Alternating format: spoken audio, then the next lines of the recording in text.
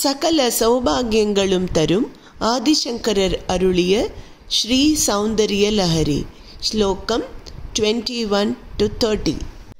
தட்டில்லேகா தன்வீம் தபன சசி வைஸ்வானரமயீம்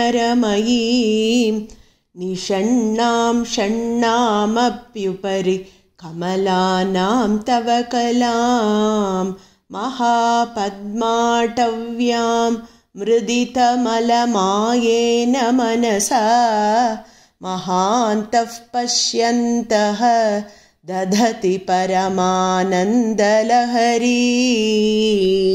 भवानि त्वं दासे मयि वितरदृष्टिं सकरुणाम् इति स्तोतुं वाञ्छन् कथयति भवानि त्वमिति यः तदैव त्वं तस्मै दिशसि निजसायुज्यपदवीं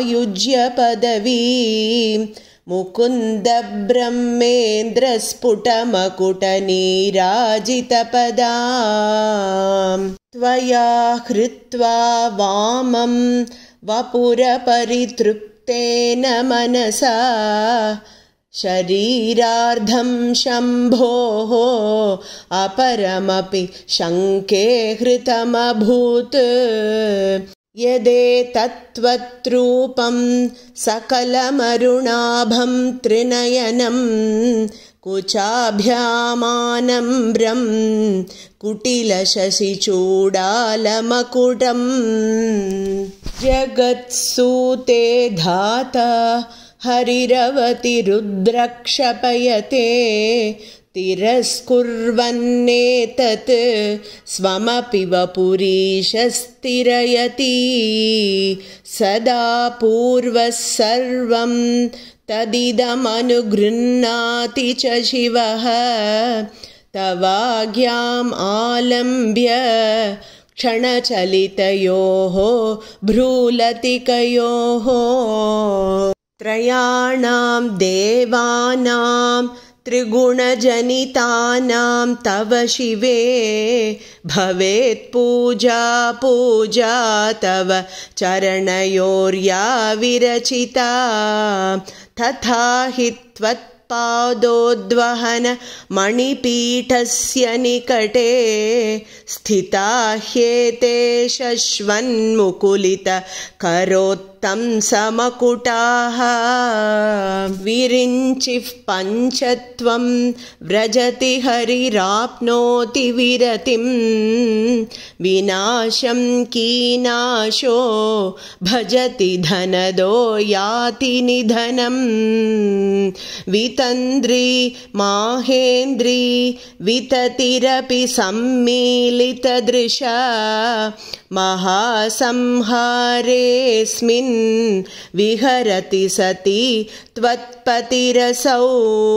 जपो जल्पशिल्पं सकलमपि मुद्रा विरचना गतिः प्रादक्षिण्यक्रमणम् अशनाद्याहुतिविधिः प्रणामः संवेशः सुखमखिलम् आत्मार्पणदृशा सपर्यापर्यायस्तव भवतु यन्मे विलसितम्. सुधामप्यास्वाद्य प्रतिभयजरा मृत्युहरिणीं विपद्यन्ते विश्वे विधिशतमखाद्या दिविशदः. करालं यच्छ्वेलं कबलितवतः कालकलना न शम्भोः तन्मूलं तव जननि ताटङ्कमहिमा. किरीटं वैरिञ्चं परिहरपुरः कैटभबिदः कठोरे कोटीरे स्खलसि जहि जम्भारिमकुटं. प्रणम्रेष्वेतेषु प्रसभमुपयातस्य भवनं भवस्याभ्युत्थानं व्युत्थाने तव परिजनोक्तिः विजयते स्वदेहोद्भूताभिः